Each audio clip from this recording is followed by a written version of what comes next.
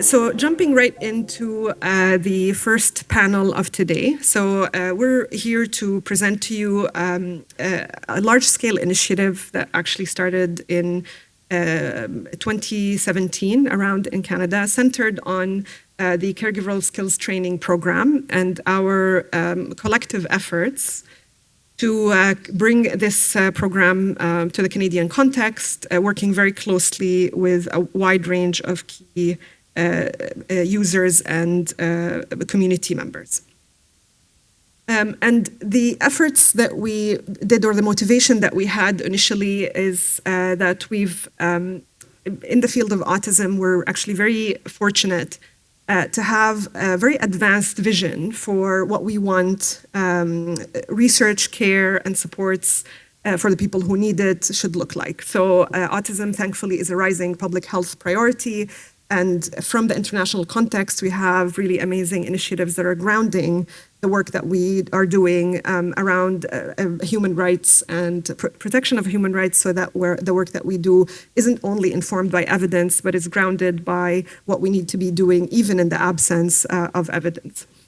And some of the principles that we talk about and focus on having timely, universal, and equitable and coordinated care. And those are very much a vision shared both at the international context as well as in our province in Quebec. And no matter where you go, basically we find that different communities, whether you work in research or in practice, or if you're a policymaker, we're centering our work around key priorities. One, a very old one that dates, maybe 20 years back in terms of efforts and focus, in terms of access to early identification and intervention. But also we've become much more aware and much more focused on a lifespan perspective for some of those needs, including transitions into youth and a focus on mental health. Then a focus on how our societies, our workplaces, our communities can promote social inclusion and ensure that inclusion for people with neurodevelopmental conditions.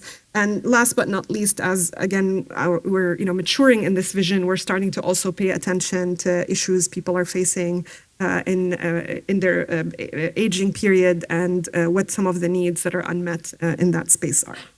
And so the caregiver skills training for us was one of those priorities, but I'm just plugging this in to show that actually all the work that we're doing during that stage in early life is really meant to lay good foundations for a whole lifespan of developmental trajectories that are better pushed and optimized by having that care and support very early on in life.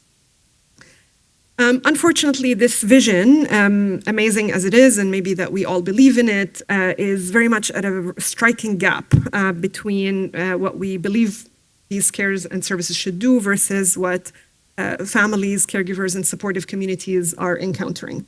I'm painfully aware of many perceptions, actually rightfully in many cases, that research is viewed as elitist, disconnected.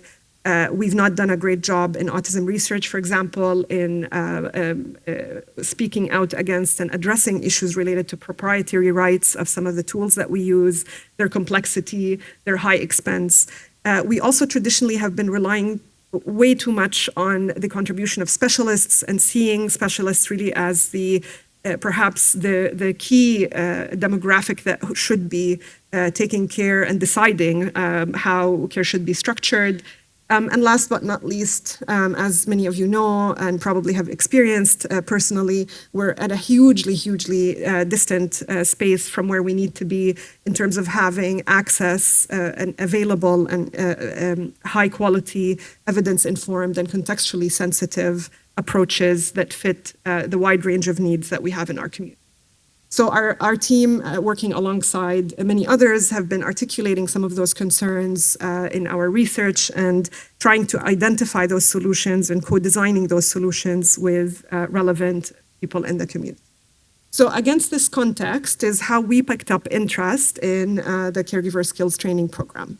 So this is a program that was developed by the WHO from starting in about 2014, where they convened a group of experts and community stakeholders worldwide. I had the great fortune of being one of those people invited in these early stages of creating the program. Fast forward to the time that we are today, the program's now, in terms of materials, is freely available through the WHO. There's a whole international team set up to support different countries and especially public service sites to learn about the model and to provide training for it within their regions.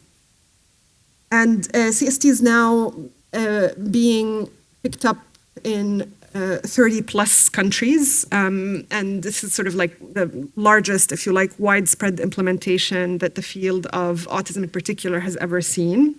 And it's been sort of an interesting spread because this type of grounding in human rights and facilitation that's come from these international agencies has provided pragmatic solutions that up until then had been seen as very challenging for different service sites to do. So I want to walk you through some of the interesting features of this program. First, I want to acknowledge that when we talk about the caregiver skills training, we're talking about one of several models that are evidence-based. And I think we could do better as a field in sort of shifting attention a little bit away from package titles of different interventions and actually really look deeper into their components and view them as different genres of interventions. So when it comes to early intervention, the one that has picked up essentially the most amount of evidence and support in the scientific literature is the category called naturalistic developmental behavioral interventions. This is a long title, but I hope that each of these keywords give you a clear indicator of what we're trying to do with these interventions. First, we're trying to embed them in naturalistic settings. We don't want kids to be only receiving services in centers detached from their home or ecological environments. We're also looking at models that respect developmental milestones, that integrate the importance of development, the importance of play, the importance of joy and connection between children and their caregivers. And then taking in some of the elements of behavioral interventions that are necessary for these interventions to be structured and work well for the children who are receiving them. And actually, when you look at this category of interventions as a whole and you synthesize evidence like some of those colleagues have done, you see actually very strong support that those interventions can create a cascade of outcomes that are very beneficial. They can improve communication for children, they can improve caregiver-child interactions, and once that developmental trajectory is set, we see in some of the studies that had followed up the children later on a diminishment of some of the challenging issues and severe symptoms that that are interfering with kids' abilities to relate to their families and to have a more autonomous outcome along the lifespan. CST in particular is based on those general principles, but for the moment, it's an evidence-informed program in the sense that despite this widespread implementation, it's only very recently that we're starting to see evidence around this particular form of intervention. And excitingly, the evidence that we're seeing is also very non-traditional. It's not mainly about efficacy of the program. It has been mostly about its adaptability to different contexts, especially in low and middle income settings and for underserved communities. And these are sort of exciting threads that have only very recently started being seen in the literature. And I think kind of are transforming how we think about those early interventions and our research priorities for what we want to find out about them.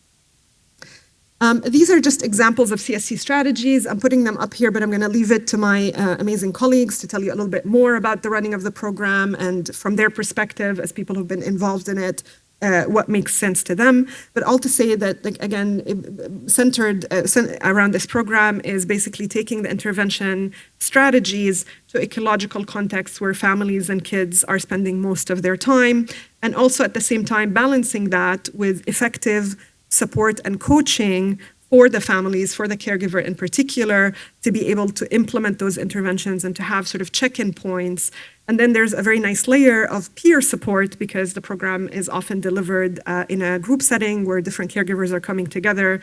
And I don't need to tell you that actually having sort of empathy and understanding from people who are going through the same journey as you are can create also huge benefits while you're trying to implement those strategies. So these are kind of the basic concepts and the strategies that the program wishes to deliver. What is the comparative advantage of caregiver skills training relative to other interventions? Well, first, as we said, it's evidence-informed. We still have to generate more evidence around it, but it's one that has collected strategies that had been used in the context of other interventions and packaged them in this new format. And as very much central to CST is the idea of caregiver mediation, right? That the professional works with the caregiver to support the caregiver to work with their child and family in their naturalistic context and everyday routine settings. And when I say routine settings, I mean, while you're having meals together, while you're doing bath time and bedtime, as opposed to settings that require caregivers to detach themselves and spend time specifically on activities that are not part of this natural routine. Also very relevant for us in the context of Quebec is this idea that the model is open access, so there's no proprietary rights. There are costs usually that have to be incurred in developing the intervention and integrating it into routine settings, in the sense that people have to get trained on it, they have to reach a certain degree of capacity to implement the intervention, but at the same time we don't maintain proprietary rights that mean that the intervention continues to be expensive to deliver over time. And it's, let's say, relatively low intensity in the sense of relative to traditional behavioral interventions that sometimes require somewhere between 20 and 40 hours of intervention a week. This one is kind of like shrunk in the format of 9 group sessions and 3 home visits. And this was sort of like, from the perspective of the experts who were involved in the development, the minimum amount. It doesn't say that this is the only amount that all children would need, but it's a good starting point, and if delivered at the right moment of need, could help some children transition to more extensive and more intensive interventions that they need, depending on the profile of the child and the family. And what we brought in terms of our team's capacity and sort of our expertise here in Canada is to put what's called an implementation science spin, if you like, on the whole project. So we've not only paid attention to the clinical elements of the program, meaning what the strategies are, how they should be delivered, and how we should evaluate them in a research setting. We've also brought in extremely important questions about how this model can become integrated and sustained for the long term in routine settings where interventions are being delivered. In our case, it would be public sector settings and community settings. And I think, again, my colleagues are going to give you some incredible examples of their journey with this type of implementation. And implementation science, simply put, is trying to bridge a very well-known gap in research that we call the no-do gap. The fact that we have a lot of knowledge, and yet this knowledge is not easily or rapidly translated into practical uptake in community settings within service sites themselves. So we've also been studying the process of implementation and working with colleagues who are implementing the program to understand their journey and to understand predictors of success or otherwise of both implementation of the program and its long-term sustainability. And this is kind of an ongoing process that we're hopefully going to spend another decade or so on as well. So our journey, just to kind of tell you a little bit more, I know this is like very tiny, but I wanted to sort of show you kind of our broad trajectory since the start of this program, and then give you a few examples or case studies of really exciting accomplishments that had happened. So just a little bit on a tangent, when we write project applications, especially when we ask for funding, we have to pretend like everything is linear. We know all the steps that we take. We start with A, B, and C, and D, and they all go in like a flawless line in between them. I've never been in a project that has run this way. Maybe you guys are much more organized and you know how to do it. But for us, there's been a lot of really interesting tangents that I've actually started to sort of appreciate and reflect on. So we actually worked with an autistic designer to really reflect those moments of transitions between different phases of the program that we developed and some of our lessons learned and outputs that came out. So at the very beginning of the program, we focused on community building, right? Like we had experts come in and work with us locally, and then started to build that capacity in the second phase by providing training for professionals on CST and developing partnerships. And then moved to scaling up the research component so that we're able to better evaluate the work that we're doing. And that brings us essentially to the time that we are at today, where we're actually trying to scale up this implementation and move it into wider settings. So just to give you examples of some of what happened is very early on in the program, we actually worked very closely with many friends that some of them are in the room today, on developing a series of basically like what we called communities of practice, where we brought together professionals, mainly frontliners, and initiated conversation about this concept of caregiver interventions and support for caregivers and how it looked in different settings.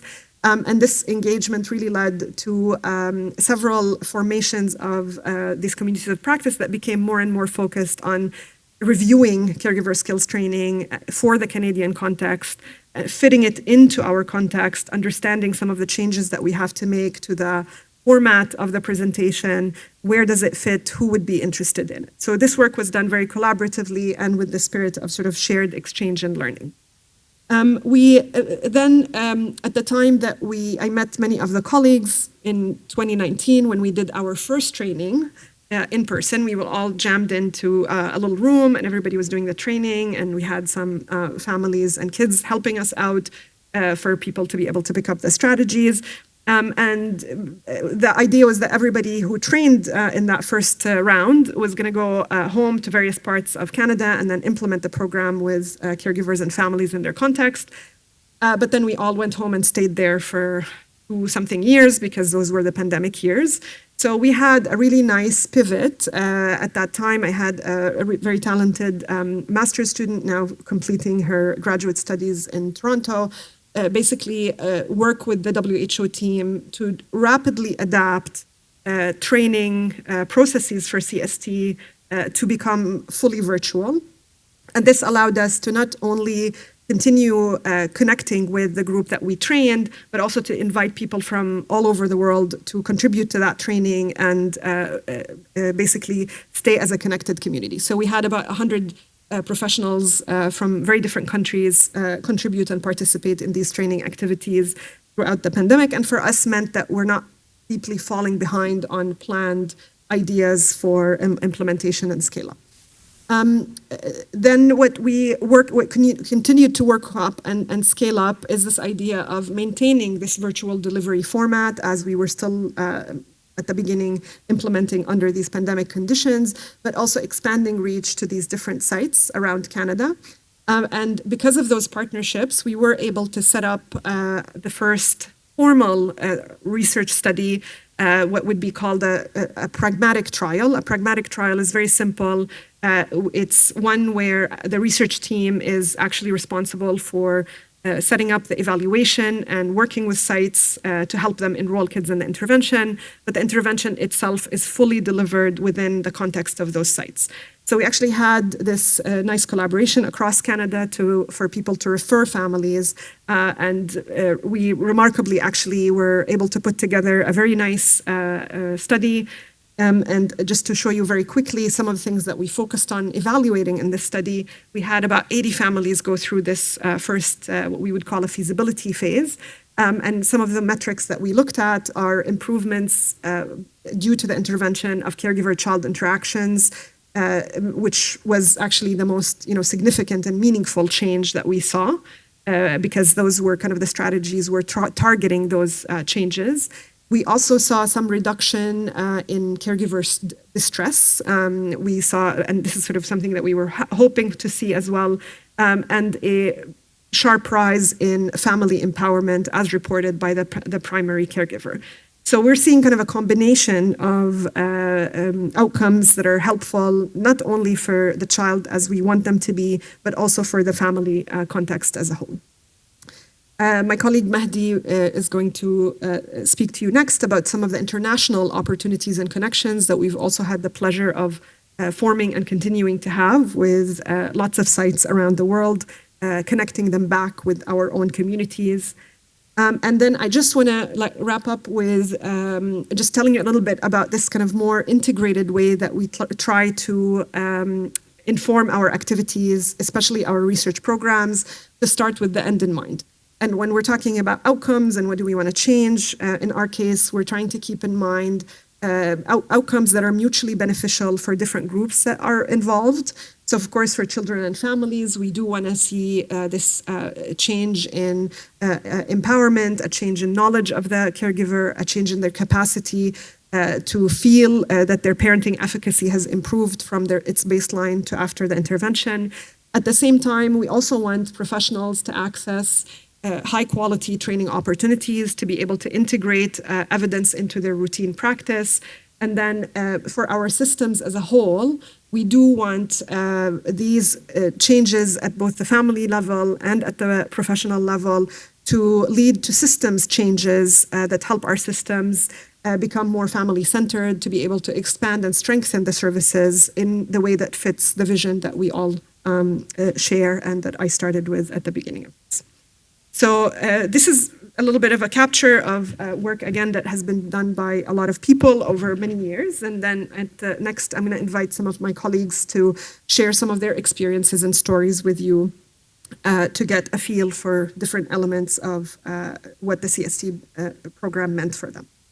Next, we have Marla Cable from Giant Steps to talk about her.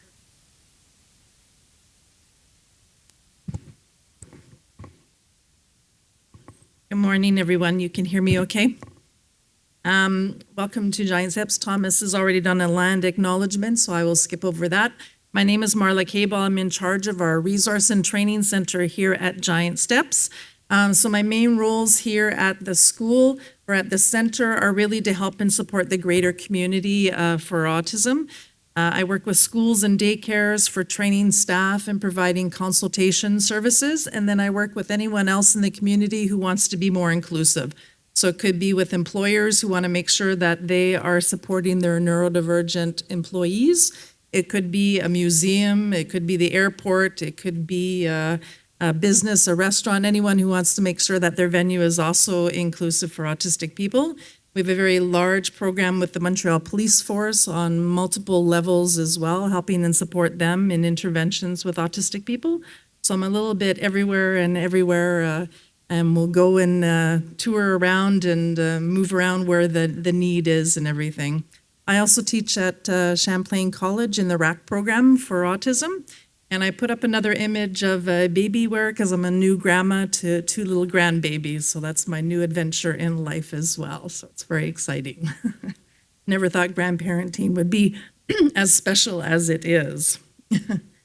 So why CST? So here at Giant Steps, we have a lot of families who would love to send their kids to our program. We have very long wait lists.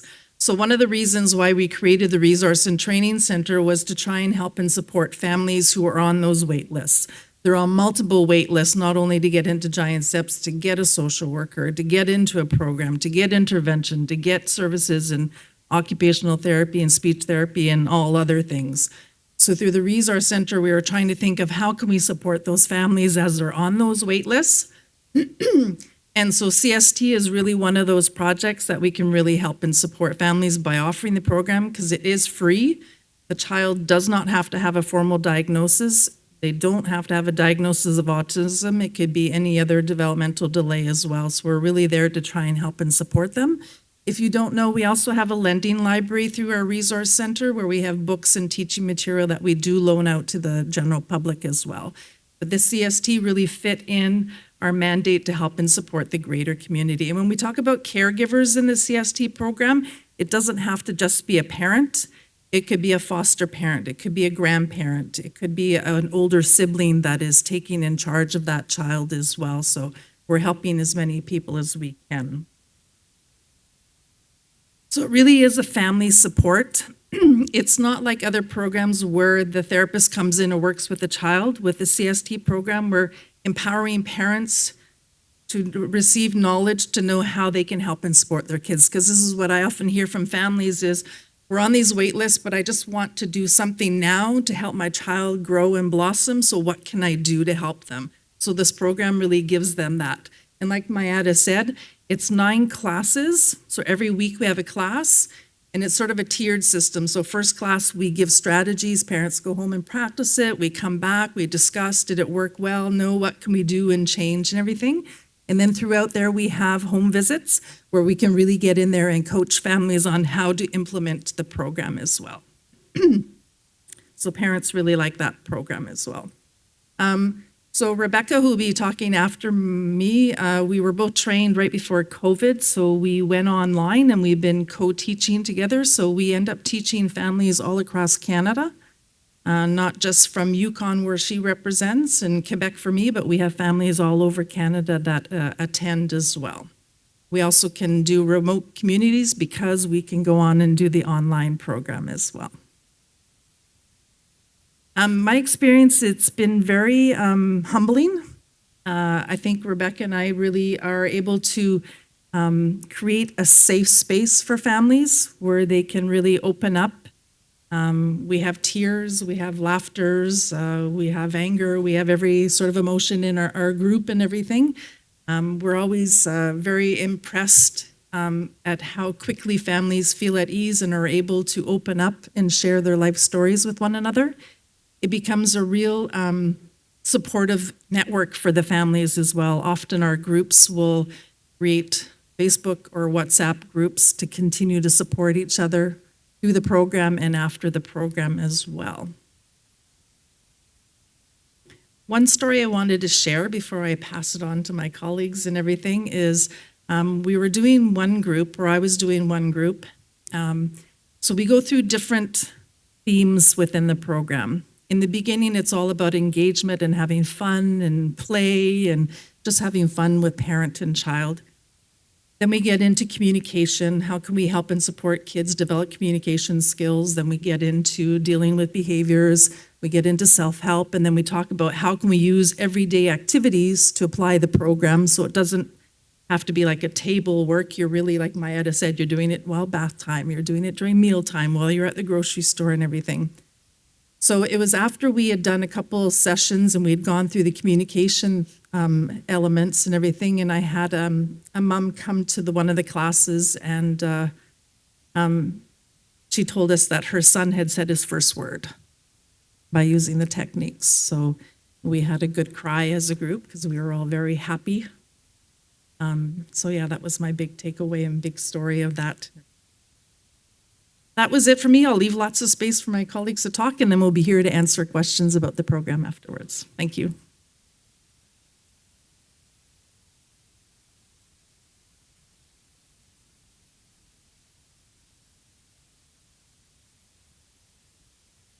Hello, everyone.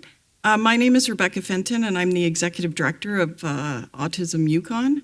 And we at Autism Yukon acknowledge that the work we do as Autism Yukon takes place with and on the traditional territory of 14 First Nations throughout the modern Yukon boundaries, with unique ways of knowing and being. Our organization operates with a vision of equitable features for all, specifically supporting individuals and families with their own vision of a good life, both in the present and the future. Our office is located on the traditional lands of the Kwanlundun First Nation and Tonquachin Council in Whitehorse. And yeah, as Mayada said, we were here exactly 6 years ago at this time period, taking our training, and just literally made it home before the world shut down and flights stopped going. So I've been a master trainer since that time, and in 2024 became a focal point trainer with Marla and Medi, meaning that we can train master trainers and facilitators in the program. Just a little bit about Autism Yukon. So at Autism Yukon, we offer a range of different services. We offer community navigation, support.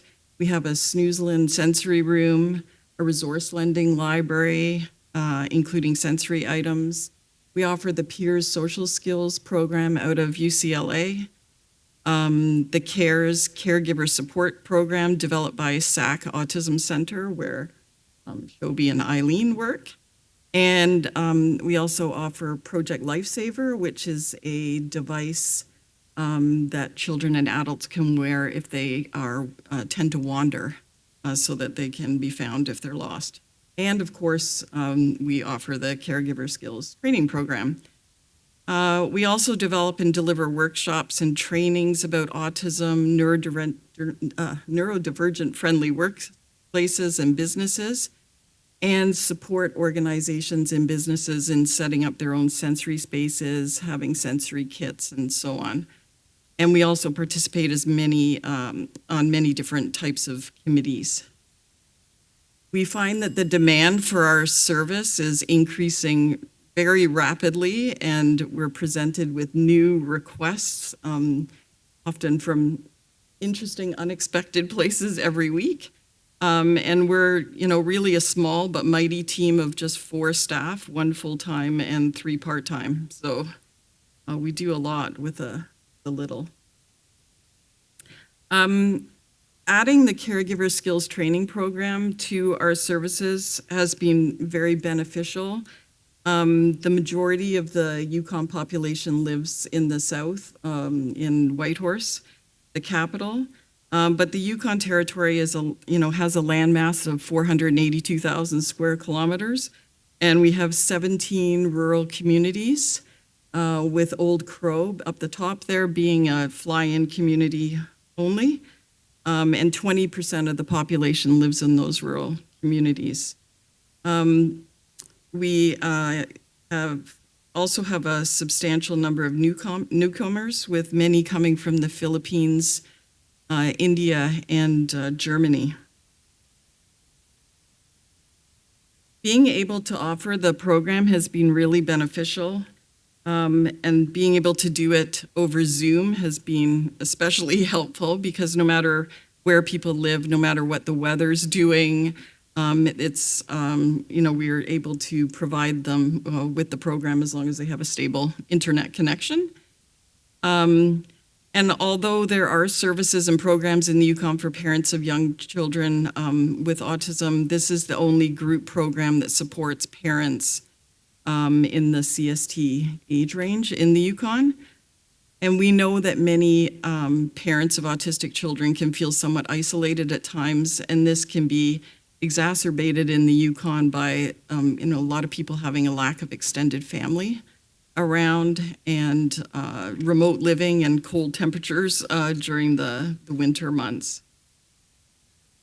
So for me personally, being a part of the CST program has been an honor, and the willingness of parents to share their lives with us right from the first group is, as Marla said, she stole my word, very humbling. And they're willing to open up right away about their family, their diagnosis journey, their struggles, and their feelings about. So it's very humbling. Typically, at the end of the first group session, the most common comment that we hear in the closing circle is the realization that they're not alone, and that others are experiencing the same feelings as they are. And parents have described a feeling, of guilt, feeling that they've done something wrong with their child. They've described isolation, loneliness, a deep desire to connect with their child and not knowing how to do that. And, parents also love to share stories about their children and what they enjoy doing together as a family. There are some things that parents have said that will always stick with me. The mother who stated that her husband's family blames her for her child having autism. The parent who asked when their child would start talking and be like other children. And the single parent who described being all alone with no support and help. And for these parents, the program really provided them with correct information that they needed, as well as support from us, and more importantly, from other parents that are in the group. As Marla said, we've never had a group yet that hasn't exchanged contact details so that they can stay in touch with each other afterwards. And this program is often the first and or only support the families are receiving, and therefore they have a lot of questions and need to understand what services are available for their family as well. Mayada talked a little bit about the format, but the format of the program includes like stories with pictures, demonstrations, participant sharing, and small lessons. And these really engage the parents in a variety of different ways. And each session also has, as you'll see on the slide, key messages and tips and strategies to keep in mind, particularly as they work on their routines over the program. The 3 virtual home visits that we do also allow us to interact with the parent and child on a one-on-one basis to support them directly and to explore their specific questions. Sometimes the questions that we get asked in the group and by parents are kind of outside the normal scope of the CST program, but Marla and I decided very early on that we couldn't just say, oh, sorry, that's not part of the program. So we would, so we always try to do our best to answer those questions or guide parents to other resources. Sometimes the home visits don't go as planned. The child's sleeping, or the child's dysregulated, or it's just not a good time. But we never consider those home visits a lost time because there's still time to interact with the parents and to answer any of their questions. As I've also stated, I've also had the privilege of training master trainers and facilitators from across Canada. I've enjoyed really teaching others and sharing about the power of the program. The training is quite intense, and it takes a significant commitment and perseverance to participate and complete, particularly considering that few reach fidelity on their first video submissions after the 5-day training and practice sessions. I'd just like to conclude by saying that the end of a CST group has always been somewhat, bittersweet. To have the privilege of being part of the families for 3 months and then have it end is really hard, and I often wonder how they're doing. And in the last group, we always give parents the opportunity to share some closing words about what the program and has meant to them, and any final words that they want to have with their fellow participants and us. And I don't think I've ever gotten through a closing without feeling choked up. Thank you.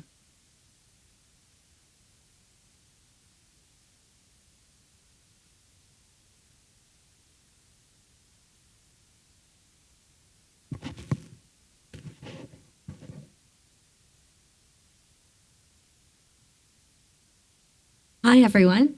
Excuse me. My name is Eileen Jivakumar, and I'm here from SAC Autism Center with my colleague Shobi to share our experience and how we deliver the Caregiver Skills Training program at SAC. I'm a board-certified behavior analyst, and I'm also one of the clinical directors overseeing our ABA program at SAC. And I've helped to deliver the CST program since the beginning when it was started at SAC in 2023. And like my colleagues have shared, it has been such a rewarding experience in being able to support families through this process.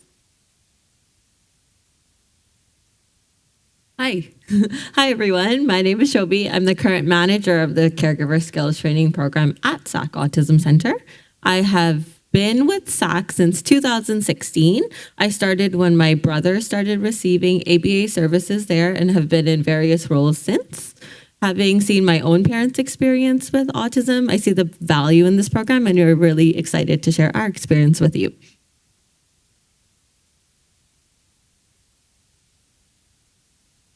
So SAC Autism Center is a charitable organization, and we are located in the Greater Toronto region of Ontario.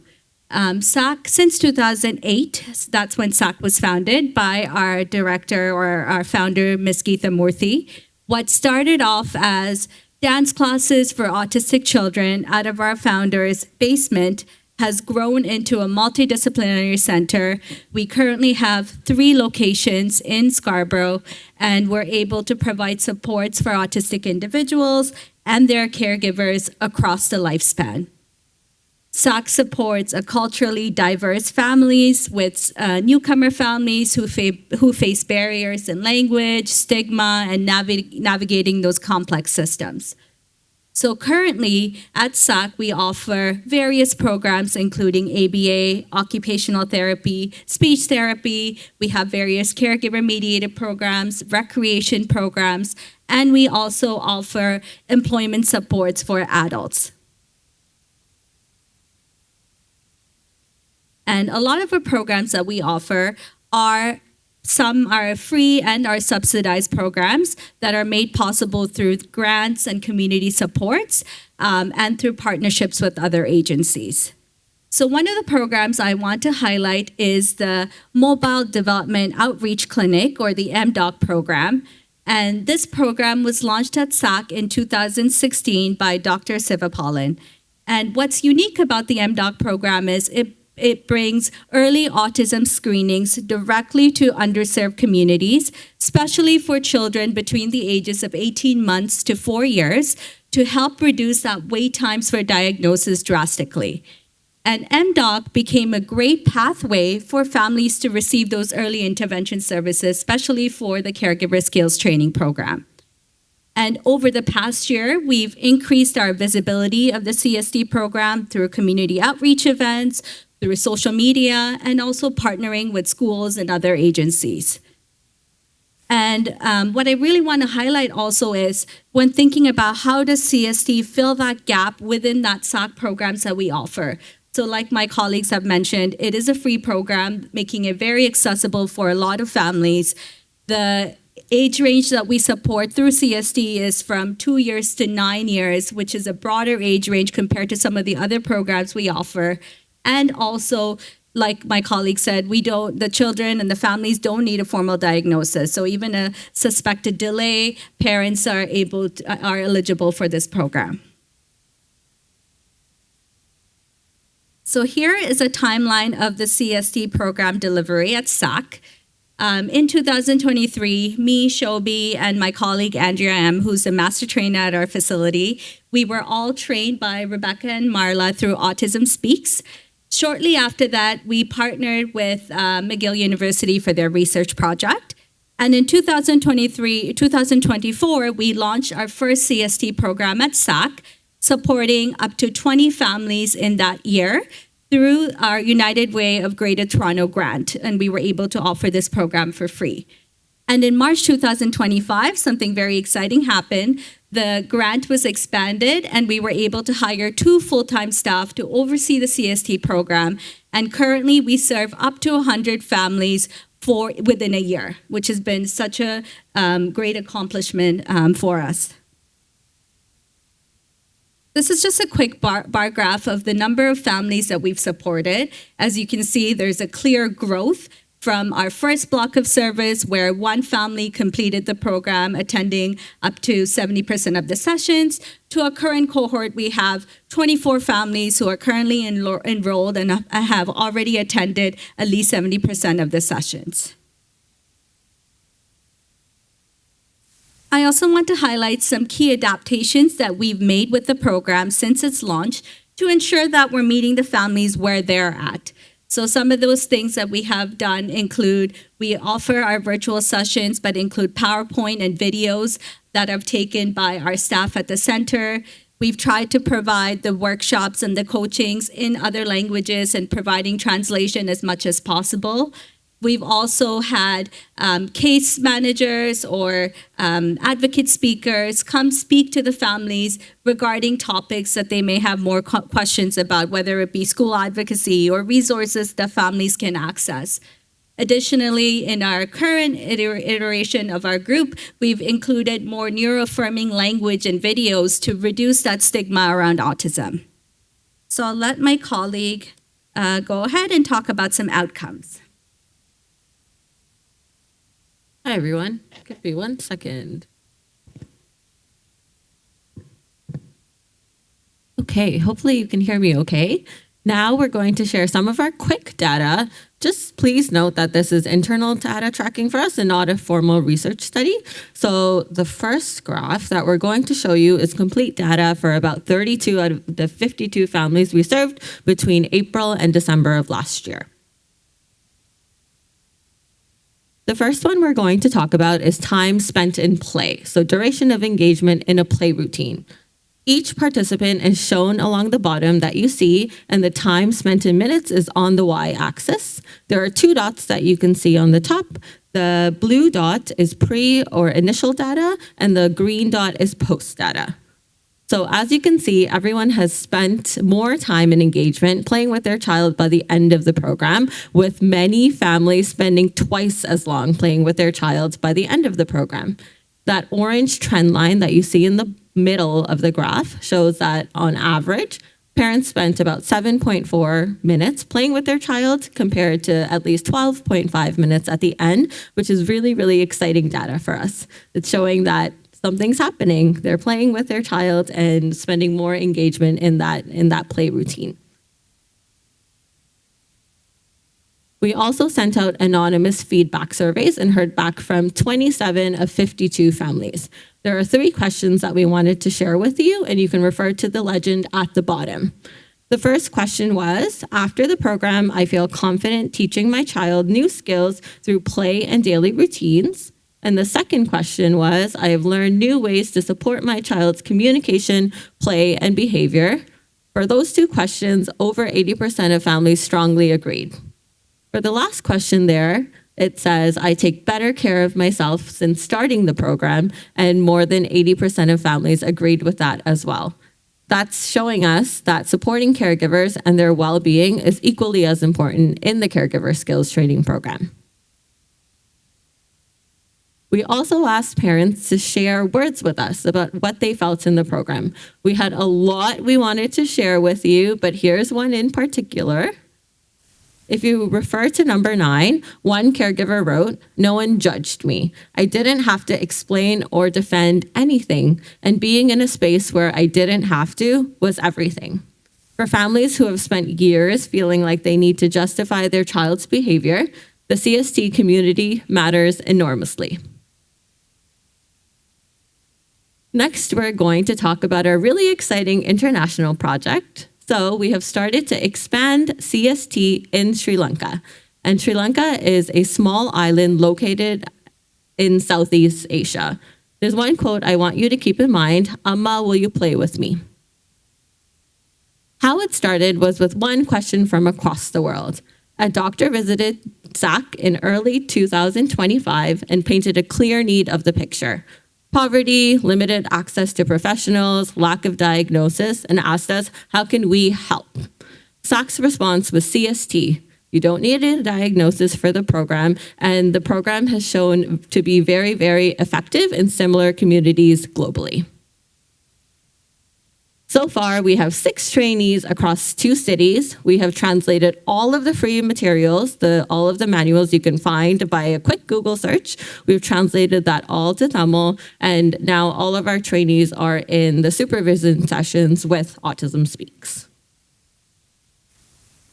The reality on the ground. These are some real challenges that we're facing that you can see pictured on the right of the screen. Spending an hour on auto rickshaw to get to a home visit just to get turned down at the door because of a change of mind. Minimal resources, including lack of water, lack of electricity, and lack of furniture. However, a moment that says everything is Naranjala's story, our current CST trainee.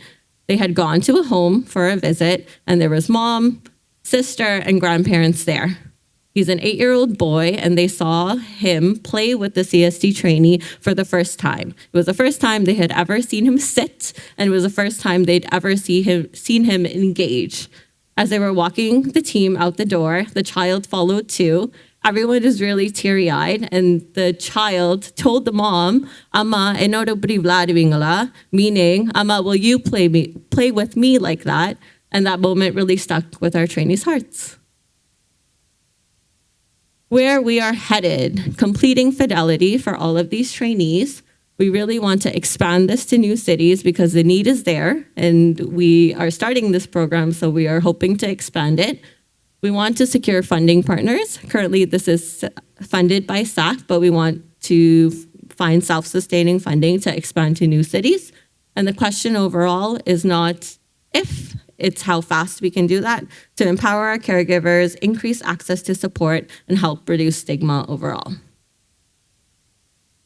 Overall, our experience with CST has shown us the incredible impact of empowering caregivers with the right tools and right support. We're excited to continue growing the program and applying what we've learned and adapting to meet families exactly where they are. Thank you for your time.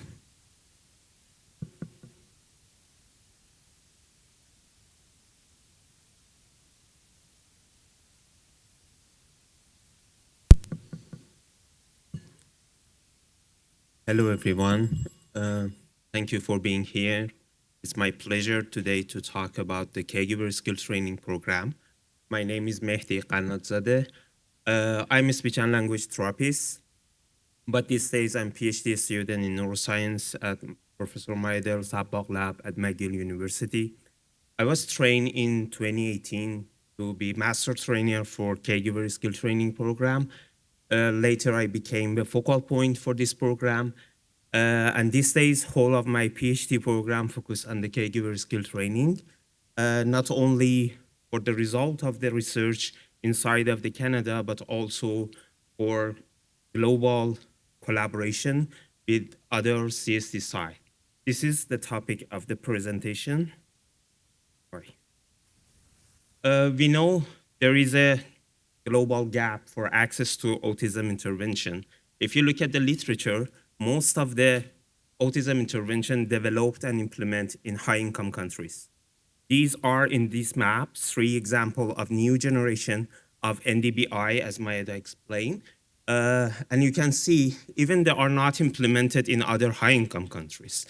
But we need to have a kind of the early intervention that would be implemented in the all countries across the world, specifically low and middle income countries, because we know from the literature there are the needs for these children and caregivers living in low and middle income countries. There is a shortage of the qualified trainers. There is a stigma. There is lack of the awareness. There is a lack of the referring system or referring pathways. And those challenges are the challenge that caregiver of children with autism usually face in any low and middle income countries. When we are talking about low and middle income countries, as our colleagues explained, it can happen for the communities, immigrant communities, refugee, undeserved community living inside high income countries like the United States. We have a group of the CST team that working with Mexican immigrants just past the border, and there is a lack of the water and medications for those communities. And it's very hard for the caregivers to have access to the intervention. And this is why World Health Organization recognized this gap and developed the CST. Mayada explained this map, and if you go to the Autism Speak website and search about the CST site, you can see these blue points, and when you click in each of these blue points, you can see who is responsible for the CST in which part of the world and who is doing the research. And right now, CST has been implemented in more than 30 countries. At McGill, we recognize that it's essential to have a kind of the collaboration between the different sites in different countries. And this is why we decided to establish a series of the special interest group. A special interest group is like events that we invite some CST expert and professional from different parts of the world to share their experience and insight with the audience. And then in the second part, we ask the audience to sit around the small discussion tables and share their idea and their insights.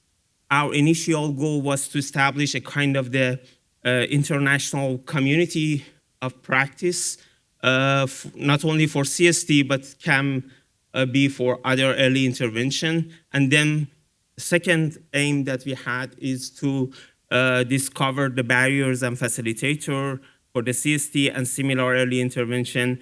And final goal was to have a kind of the platform to exchange the idea between different CST sites.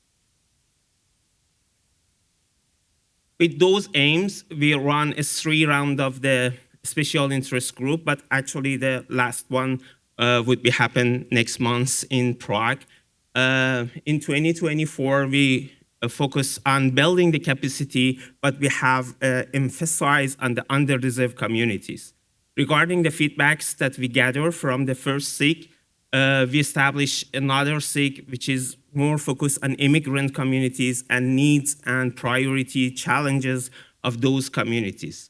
And in the last SIG next month, we hope that we can talk about non-specialist training as a solution or as a method or way that we can help the immigrant community to deal with some of the challenges that they have. First SIG in 2024, we invited 8 CST professionals from 8 countries, and 40 participants from 14 countries attended. We talk about the different topics. I don't want, because of the time limitation, I don't want to talk about all of them, but I just want to highlight some of them here. The interesting point was concern that participants share with us is limitation of the time that the caregiver have to practice the strategies. And it was in 2024, and a few months after that, when I start analyzing the caregiver diary that we collected during feasibility study, I realized the main barriers that parents in Canada report is finding appropriate time to practice. I think it's a point that we should consider. And also there are some issues in different parts of the world about the local policy and system barriers, because sometimes it can be a significant barrier and can lead to CST to collapse, and it happened in some countries. In 2025, we have a variety of CST experts and also 50 participants. The interesting point for this SIG that happened last year is we, for the first time, asked a parent of the children with autism to be in the panel and share her idea about the CST, and that was amazing. Again, we talk about the different topics, but because the main focus of the SIG in 2024 was immigrant community, a variety of the topics were related to the immigrant community. If I want to highlight one of them, it's necessary to involve the immigrant community whenever you want to design, adopt, or deliver the services. In this way, you increase the trust, and the caregivers from immigrant community can trust more on the service that you deliver. And so we should consider cultural and language barrier, because they move to a new country, and it's hard for them to culturally adapt with the new environment. And sometimes language barrier can prevent them from finding appropriate services.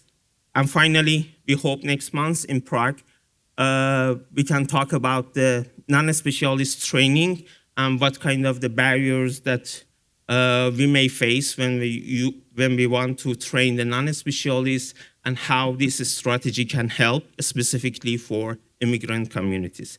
At the end, I would love to acknowledge my colleagues at McGill University. Thank you.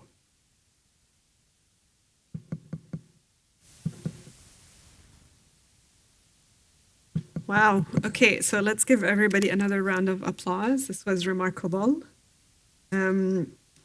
I want to just echo Mahdi's thanks to our team, and thank you for being there every step of the way. I want to acknowledge that also in the audience is Andrea from SAC, who is also with us throughout this journey.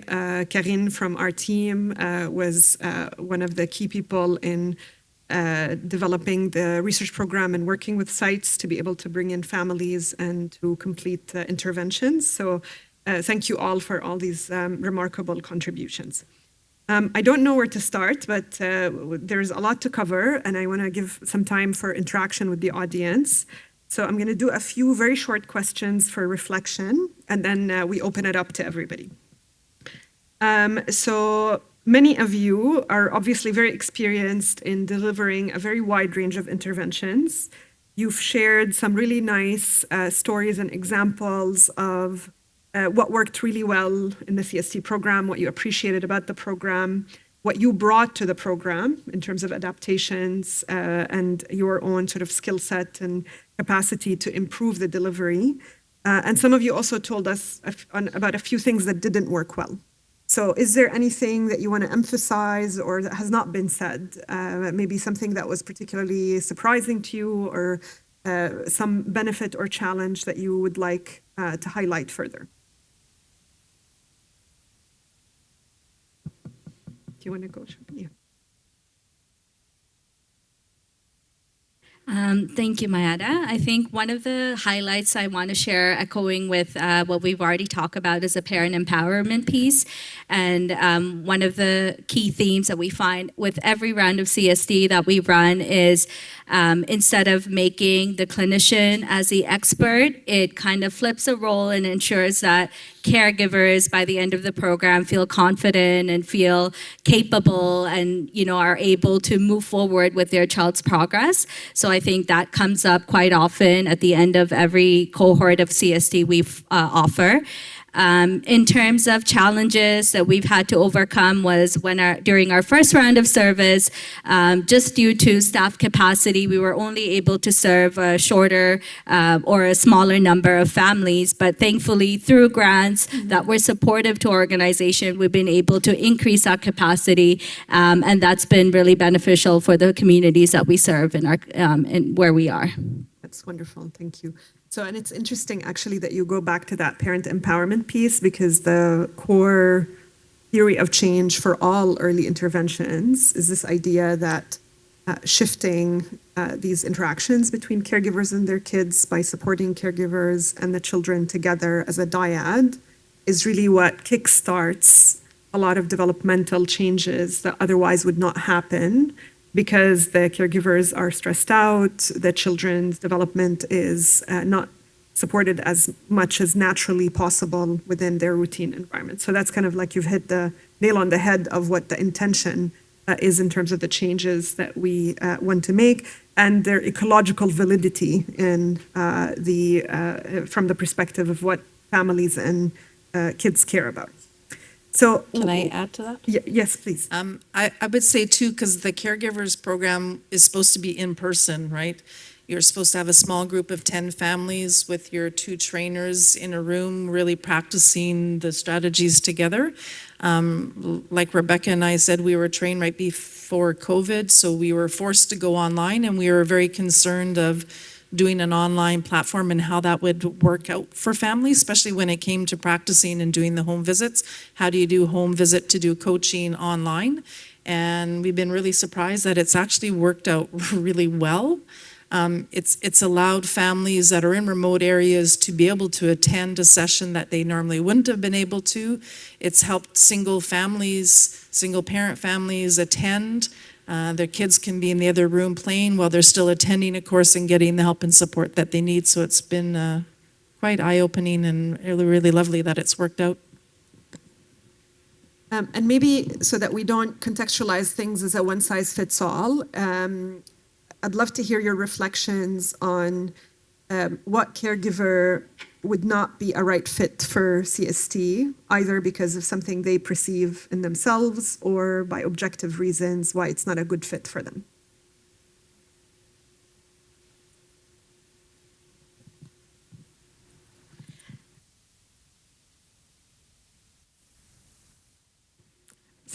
So during our phone screening, some of the sort of tougher questions that we have to answer to caregivers are things like, I'm not an expert, how am I going to run this program with my child? And so letting them know that what is the purpose of CST, and it's to ensure that caregivers are equipped with the tools to be able to run this program.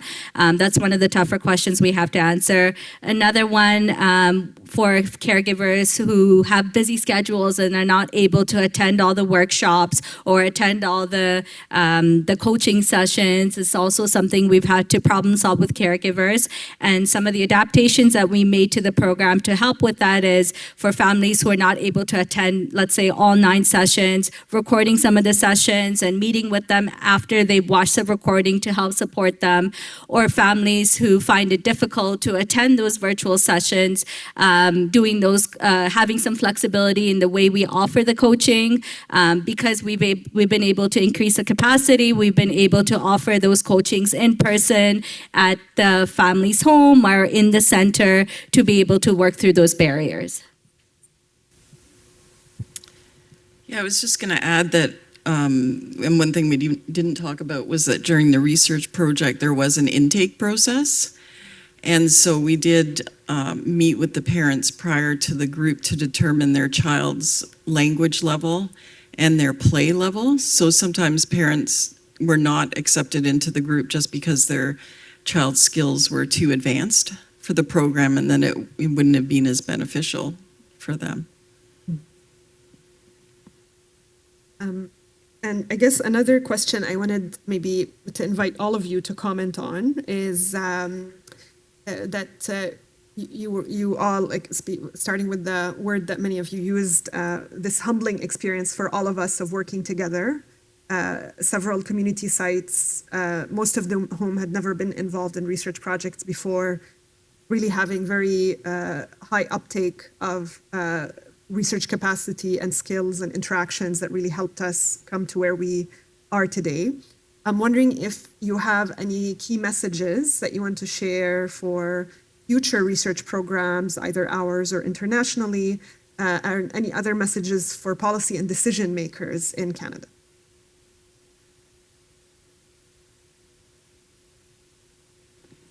I guess the including of parent voices and stakeholder voices, so autistic voices as well, is really important as well. I know there's talk about adapting the caregiver program perhaps for schools and for older students, older children as well, which I think will be really useful too. I think in addition to that, something we have talked about is all of the caregivers that we have the pleasure of collaborating with have so much buy-in at the end. So involving caregivers as facilitators is something that we have as future plans. So I think that would be an incredible avenue to explore in the future.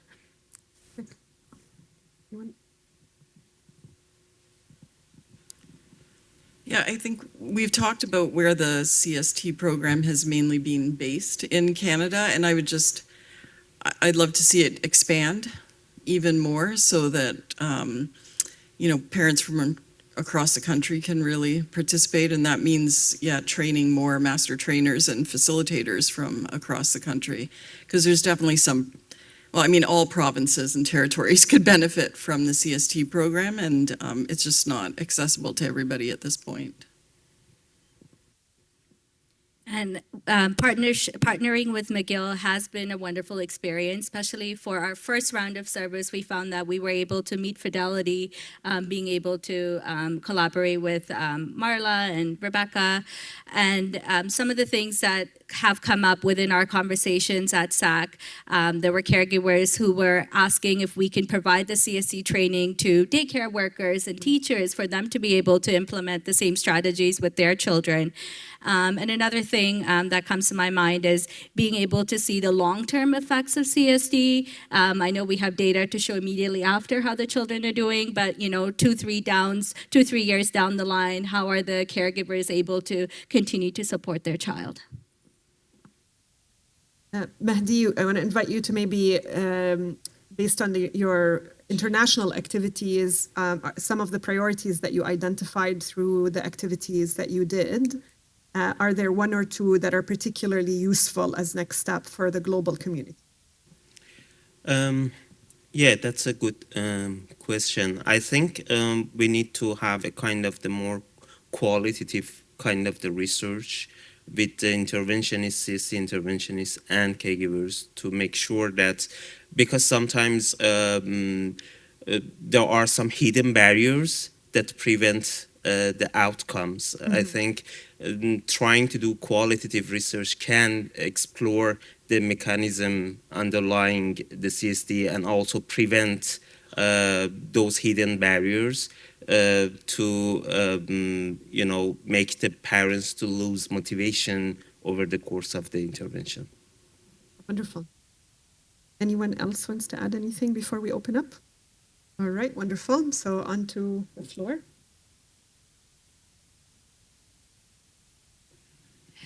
Donc, c'est ça. Je vais prendre des questions en français ou en anglais. Je peux traduire le français vers l'anglais. Et juste faites-moi signe. Je vais parler dans le micro. Well, thank you very much, for this piece. I arrived a bit late, so I don't know if I've missed out. Well, I would like to bridge on the last mention about hidden, that could be actually revealed by qual research and whatnot.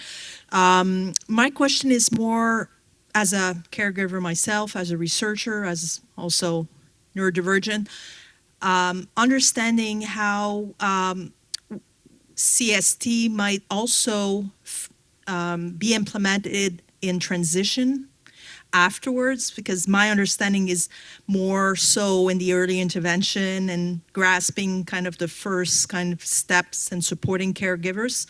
But as we know, lifespan, and how do we go about supporting caregivers throughout the lifespan of, supporting needs of their youths and transitioning adults and whatnot. Obviously, I would like to hear more you about what next. Well, I mean, for now, the program is really geared to that 2 to 9-year-old level, and that's why the hope is to expand the program for older students or older children, and going up into teens and everything, and even into the schools and daycares, like they said. Like Rebecca said, when we leave our families after 9 weeks, I mean, we don't know what happens afterwards, but we always leave the door open to them, that they're always welcome to contact us at any time if they have any concerns or need help for finding different services and support and things. So, yeah. If I can quickly add on to that, we have a little bit of flexibility in how we can run the program outside of the research project currently at SAC Autism Center. So what we've been able to do that Eileen touched on a little bit is invite guest speakers in. So we have our case management team that comes and talks about funding from early years, teenage years to adulthood. So we're talking about the funding options and the services that are available across the lifespan in one of our workshops, where we have an additional hour that we can invite the guest speaker to come to, and then setting up one-on-one meetings with the professionals as needed. So we're hearing the need and trying to incorporate it slowly in that way to help support families across the lifespan as a starting point.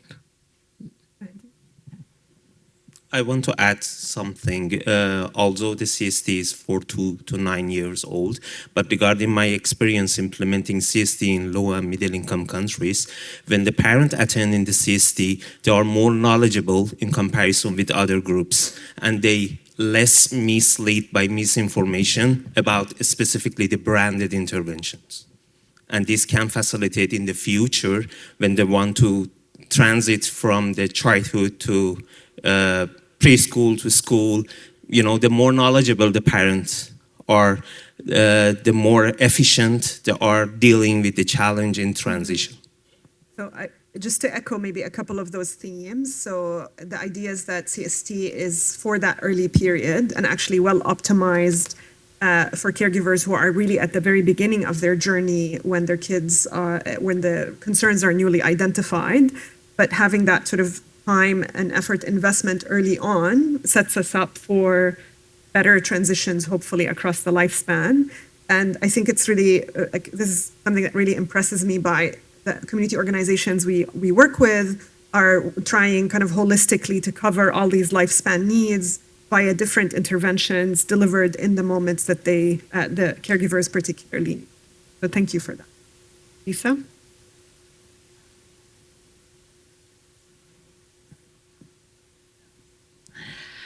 We heard that limited time, caregiver time is sometimes a barrier. So I'm just wondering, how far is it possible to adapt the program to overcome this? I guess to some extent it's a bigger societal issue that this kind of program can't go solve. But do you incorporate caregivers in kind of how to overcome some of these time barriers to participating in the program? Are they part of the adaptation process?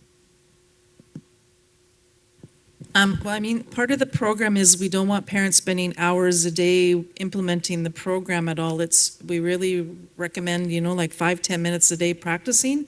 But throughout the program, what we're trying to teach too is using everyday activities and how can they implement the program just in their daily life and everything. So we don't want it to become like an intervention where they have to sit at a desk and a table and do something. It's not that. It's really through play and through pleasure and fun. So walking to the park, coming home from school, how can we use the concepts during those moments to help and support the child to grow and learn?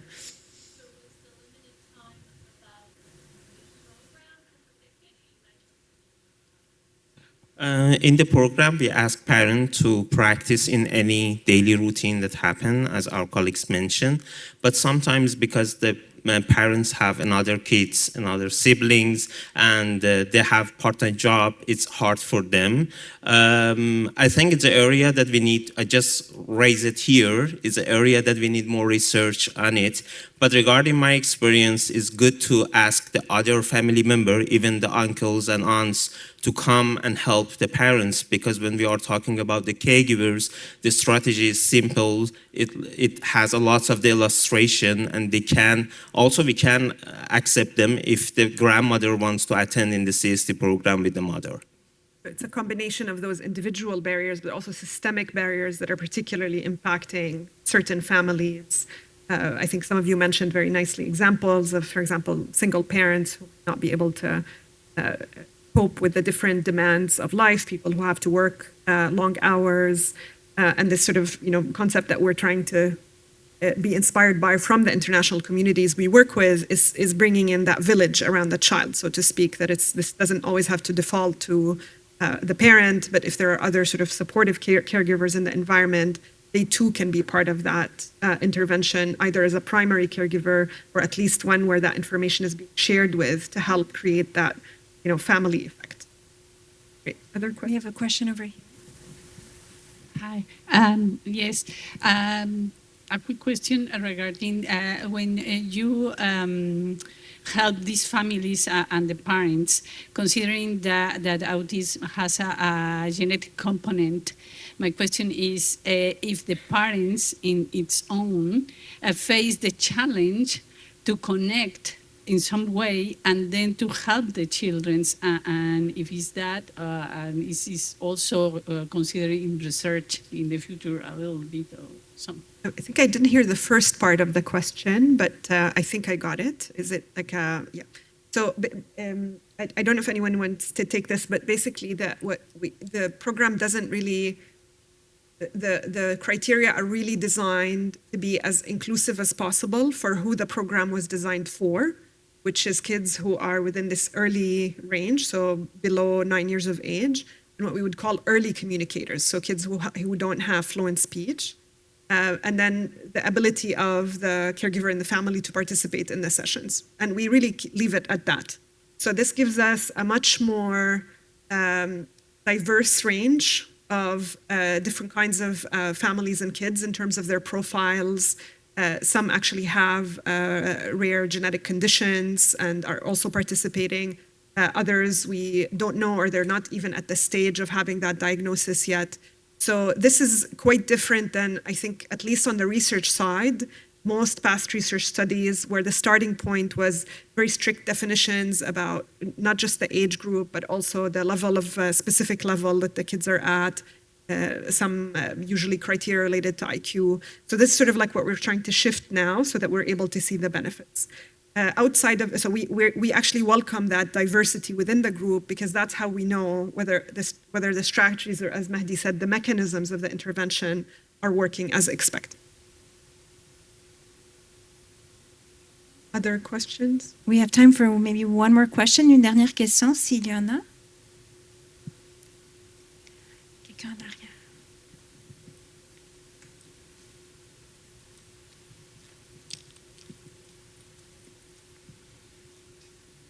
C'est un labyrinthe, OK. Hi, Rebecca. One thing you mentioned caught me my curiosity when you mentioned about Yukon, Germany, India, and Philippines. Is there a reason why those three countries are in Yukon? Something like that? Thank you. Yes, we have a Yukon nominee program. And so employers were able to apply to this program to bring foreign workers into the community to work in different businesses. So that really brought a lot of people from the Philippines. There was also a big push by Yukon University to open up its courses to students from other countries. And so one of the countries we had recruiters working in was India. And so it brought a lot of students, particularly into the early learning and childcare program, which is a program I teach in or taught in at the university. And then, they brought parts of their family and so on. So that really expanded. And Germany, I think that from what I hear, a lot of people come from Germany to visit and realize that the Yukon is like quite similar in terms of forested area and so on, and they just decide to stay. We also do have a direct flight on Condor Airlines from Whitehorse to Frankfurt during the summer months, so we get a lot of German tourists. So. I think it's wonderful that we're enriching our geographic knowledge of where you guys do your practice and reach. And with that, I really want to sincerely thank you for sharing your time and skills and your generosity towards both our partnership and the families we all work with. And I just want to take a moment to acknowledge that none of this work would be possible without the contributions of the caregivers and the kids and their families that we work with. They remain at the center of everything that we do, and I want to take a moment to acknowledge those contributions from all the families that we've worked with since inception. Stay tuned for the afternoon program, which will provide more coverage of other types of models, ideas that are happening right now in our system. And of course, during the lunchtime with Ben and Animalia, the wonderful video that we're going to watch, please visit the exhibitors as well, the breaks and during lunch. Thank you very much. Un grand merci.